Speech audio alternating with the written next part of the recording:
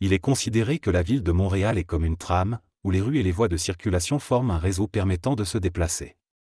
On ne peut pas traverser entre les voies, il faut suivre la trame établie. De la même manière, le temps est également vu comme une trame avec des espaces vides entre les moments. On peut se déplacer dans le temps dans certaines directions, mais pas dans toutes. La trame cosmique est semblable, mais elle est courbée vers l'intérieur et forme une surface sur laquelle nous sommes. Les espaces vides dans cette trame sont l'extra-créationnalité, et si nous pouvions les atteindre, nous serions projetés hors du phénomène temporel. Avec un double éthérique, nous restons des créatures du temps, mais nous avons un accès plus rapide à celui-ci. Nous sommes proches du centre d'un chemin de trame, tandis que le double éthérique nous permet d'accéder à un véhicule extraordinaire. Il existe différents niveaux de temps, allant du temps humain à des temps plus élevés comme le temps astral et le temps mental. Cependant, notre but n'est pas nécessairement de sortir de la création, mais plutôt de réserver la création grâce à l'extra-créationnalité. Le véritable but de l'humain n'est pas de faire l'amour ou de regarder des films, ce sont des activités secondaires. Celui qui atteint le double éthérique a pour objectif de permettre à ceux qui sont du même faisceau que lui de fusionner leur corps physique avec le dôme éthérique, afin de créer un état dans lequel les faisceaux pourront se réunir. Cependant, il existe un chemin plus rapide pour atteindre cet état à travers 4 autres étapes qui conduisent à l'extérieur de la création. Cependant, les espaces vides sont ceux qui ont un but, contrairement aux dieux qui n'en ont pas. L'idée de but peut être vue du point de vue astral ou matériel, mais pour le supramental, il n'y a pas de but. L'expérience de se connecter au supramental a provoqué un rire pendant 3 jours en raison de la nouvelle vision de la Terre. Avant cette expérience, le narrateur n'avait pas vécu la phase intellectuelle dans GMTS, mais il savait déjà certaines choses. Il a été spiritualiste pendant un certain temps dans son enfance, mais cela ne progressait pas assez vite pour lui. Le mouvement est perpétuel et ne s'arrête pas, bien que du point de vue extra-créationnel, il n'existe pas. Pour l'humain, il arrive un moment où il recherche autre chose, et dans cette recherche, il y a un mouvement perpétuel. Une fois que le mouvement est résorbé, il n'existe plus et il n'y a ni arrêt ni mouvement. Le mouvement perpétuel est un concept qui se trouve dans la nature, notamment avec le mouvement de la Terre qui tourne sur elle-même et autour du Soleil. L'idée d'arrêter ce mouvement perpétuel serait fascinante, mais inutile. Pour atteindre un tel arrêt, il faudrait devenir éthérique et maîtriser spirituellement notre existence. Cela impliquerait de comprendre que l'ego est manipulé, qu'il n'a pas de libre arbitre légal et qu'il doit rejeter la manipulation, la spiritualisation, la croyance et la foi pour devenir mental. Cette transformation nécessite une conscience mentale pour affronter les problèmes de l'ego et comprendre l'importance de la spiritualité. Cela peut être accompli en développant une religion mentale personnelle, où l'ego reconnaît le mental comme un dieu intérieur qui le guide et le rassure.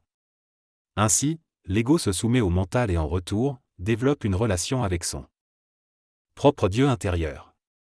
Cette religion mentale permet à l'ego de placer ses espoirs et ses craintes à l'intérieur de lui-même plutôt que dans un concept extérieur comme le ciel. Finalement, cette communication entre l'ego et le mental permet de surmonter les peurs et d'atteindre un état de tranquillité intérieure. Ce texte aborde le sujet de l'ego et du mental. L'auteur parle de l'importance d'ajuster l'ego aux expériences vécues, mais souligne que l'ego peut être problématique s'il devient puissant. Il explique que le mental doit chapeauter l'ego pour le garder sous contrôle. L'autre personne présente dans la discussion reprend en disant que l'ego puissant peut être perçu comme puant par les autres, mais que cela dépend aussi de l'hygiène de la personne. L'auteur mentionne ensuite un monastère supramental et une académie, expliquant qu'il s'agit de concepts qu'il utilise pour faciliter les explications lors de ses séminaires. Le texte parle d'un groupe d'individus qui se réunissent régulièrement pour exprimer leurs frustrations et leurs plaintes. L'auteur explique que cette démarche permet de libérer de l'énergie qui peut ensuite être utilisée par d'autres personnes. Cependant, il souligne que ce n'est pas ceux qui se plaignent qui en bénéficient immédiatement, mais plutôt l'administration qui organise ces réunions. L'auteur mentionne également la possibilité de créer une académie pour l'élite dans le domaine des investissements, ainsi que d'autres projets en cours. Il évoque la nécessité de faire preuve d'intelligence et de payer son karma pour avancer. Le texte se termine en mentionnant l'arrivée d'un monastère sur un terrain boisé qui pourrait être utilisé pour d'autres projets. Le texte parle de 2 cabanes qui ont été vendues et rénovées par le gouvernement pour de nouveaux projets, notamment une académie. Le narrateur mentionne que ces bâtiments ont peu de mémoire imprégnée, car ils ont principalement accueilli des jeunes L'expression clairement noir relatif à un héritage est expliqué comme étant le fait de recevoir un héritage et d'incarner les problèmes et les attachements liés à cet héritage. Le narrateur mentionne que cela peut être difficile à supporter. En ce qui concerne la fusion nucléaire, le texte mentionne qu'il s'agit d'une réaction chimique qui produit de la chaleur. Il est également noté que de nombreux nouveaux métaux sont apparus à mesure que l'homme a évolué et a commencé à travailler avec eux. L'évolution de la race humaine a permis à l'homme de travailler avec le fer et d'inventer des techniques de fonte plus avancées qui lui ont permis de trouver davantage de fer. Le fer n'existait pas auparavant, il a émergé lentement grâce à des processus de transformation des atomes au niveau du centre de la Terre.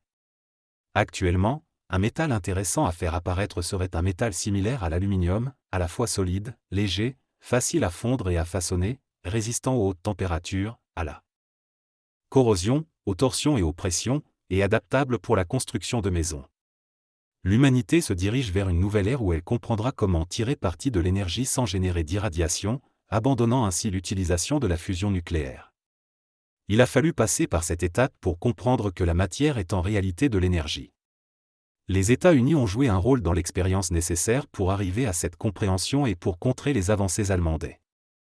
Japonaises. Taiki, une pratique ancienne, génère une énergie qui affecte le corps physique grâce au mouvement et à la circulation du qi ou de l'énergie vitale. Le tai chi chuan est une forme de boxe hindoue qui utilise l'énergie et le déplacement du corps. En japonais, le tai sabaki signifie l'étude de l'efficacité dans le déplacement du corps et est utilisé dans des arts martiaux comme le judo et l'aïkido.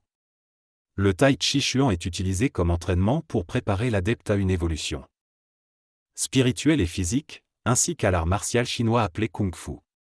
Le tai chi chuan permet de faire circuler l'énergie vitale, mais nécessite également une dimension spirituelle pour être pleinement efficace.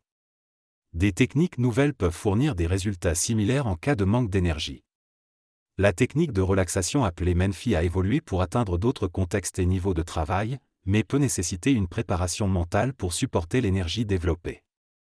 La pratique du tai chi chuan peut aider à devenir moins influencé par les manipulations astrales. L'ego devient de moins en moins sûr de lui car le mental prend le contrôle du corps physique, limitant ainsi son expression. Moins l'ego s'exprime, moins il se lie et se nourrit, ce qui le pousse à s'oublier et à changer. Le praticien de tai chi est favorisé car les articulations pliées permettent une meilleure canalisation de l'énergie. La visualisation peut donner des résultats, mais une fois qu'on atteint l'intelligence supramentale, les lois astrales et spirituelles peuvent nous égarer. Il faut être positif, mais il y a un moment où il n'est plus nécessaire de l'être. La visualisation peut aider, mais lorsque l'on est capable de se projeter mentalement vers l'avenir, visualiser l'inverse devient préférable pour éliminer les problèmes. Il est important de continuer à travailler mentalement, mais sans se projeter dans le désir. Une personne qui se trouve intellectuelle et qui se sent incapable de vivre normalement sur cette planète peut avoir des pensées troublantes, mais il est préférable de ne pas succomber à ces idées néfastes. Dans cet extrait, l'auteur exprime son sentiment de frustration face à son incapacité à communiquer avec les autres et à trouver un interlocuteur qui comprend son cheminement de conscientisation. Il souligne l'importance de rester en vie et d'attendre des moments de transition, tout en rejetant l'idée que l'humanité est insignifiante. Il mentionne également la notion d'être supramental, qu'il définit comme un être humain dans un véhicule animal. Il critique la croyance selon laquelle l'humanité peut donner naissance à cet être supramental, soulignant que l'animal ne donne pas directement naissance à l'humain, mais que l'humain peut assimiler l'animal pour se développer. L'auteur conclut en remettant en question les notions de l'être supramental et en soulignant son incompréhension face à la réincarnation d'Aurobindo. Selon l'auteur, les animaux humains ne peuvent pas devenir des êtres humains.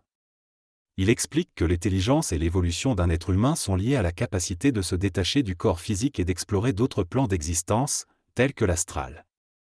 L'astral des rêves et l'astral après la mort sont similaires, mais après la mort, l'âme est influencée par le monde de la mort. La conscience s'exprime à travers l'astral, et le mental n'a pas le contrôle total sur le corps physique. Certains individus pratiquent une technique de paradisiation pour libérer leur corps physique et permettre à leur astral de combattre. Cependant, l'auteur souligne la nécessité de ne pas se couper complètement des autres et de rester connecté à la réalité humaine. Dans ce texte, l'auteur aborde la relation entre le mental, le corps physique et l'ego. Il explique que l'interprète rationnel prend le contrôle du corps physique et peut lui donner des ordres pour guérir ou changer certains aspects. L'auteur mentionne également l'existence d'un double éthérique, qui se forme lorsque l'ego s'en égoïse et contrôle de plus en plus le corps physique. Ce double éthérique permettrait de prolonger la vie et d'avoir un contrôle plus avancé sur le corps, comme traverser des murs. L'auteur parle également de la graduation de ce contrôle, où l'individu peut progressivement ne plus être malade, mieux contrôler son corps et vieillir moins rapidement. Il souligne l'importance de la maîtrise de la voix et du mental dans ce processus. Enfin, l'auteur explique que la peur et le vieillissement sont liés au monde de la mort, mais la programmation endocrinienne peut jouer un rôle dans le processus de vieillissement. Le texte parle d'une maladie qui fait vieillir prématurément les enfants, les faisant paraître beaucoup plus âgés qu'ils ne le sont en réalité. Certains de ces enfants, appelés MTS, considèrent que la seule solution à leurs conditions est le suicide. Ils refusent de faire partie de toute structure hiérarchique, craignant d'être exploités. L'auteur suggère que si on veut aider un MTS, la seule solution serait de mettre fin à leur souffrance en les tuant. Cependant, il remet en question l'idée même d'aider quelqu'un qui veut mourir, en affirmant que cela reviendrait à esclavagiser cette personne. Il affirme également que la plupart des suicides sont en réalité des meurtres, car l'individu ne souhaite pas vraiment se suicider, mais est poussé à le faire. Finalement, l'auteur conclut qu'il préfère prendre des médicaments pour soulager ses maux de tête plutôt que d'endurer la douleur, mais reconnaît qu'il faut apprendre à s'en passer. Par conséquent, il ne croit pas qu'on puisse aider quelqu'un qui pense que le suicide est la seule solution. En résumé, il est suggéré qu'un bon moyen de récupérer un individu en face d'un MTS, mouvement de transformation de la société, est de lui donner un bon coup de fouet. Cela peut susciter de l'intérêt chez lui et le maintenir en vie pour pouvoir continuer à le haïr. L'intervenir et le harceler peut l'aider à sortir de sa situation. Il est affirmé qu'il est impossible de pousser un MTS au suicide par le harcèlement mental. Le meilleur moyen est donc de le maintenir en vie en le touchant par la parole. Le corps physique est présenté comme notre seul allié dans cette situation, malgré ses imperfections. Le stress est perçu comme un allié jusqu'à ce que nous évoluions. Les guides spirituels sont décrits comme des personnes qui cherchent à aider ceux qui sont au bord de la dépression nerveuse ou du suicide. Cependant, lorsqu'une personne atteint cet état, le guide ne peut plus la distinguer et il estime que l'évolution réside de l'autre côté de cette situation. Il conclut en affirmant que les guides essaient de nous aider, mais se trouvent également dans une situation dangereuse car l'humain y vit souvent des expériences négatives telles que la drogue, la dépression ou la guerre. Certains guides évoluent et cessent d'être des guides, laissant les autres guides prendre leur place. Dans cet extrait, l'auteur parle de la dualité entre le plan mental et le plan spirituel. Il évoque l'idée d'une entité qui se trouve entre les deux plans et qui finit par s'agglomérer à un double éthérique. Il fait également référence à la naissance et compare le temps passé dans le ventre de la mère à une période sans grand danger, tandis que l'accouchement est une étape plus dangereuse.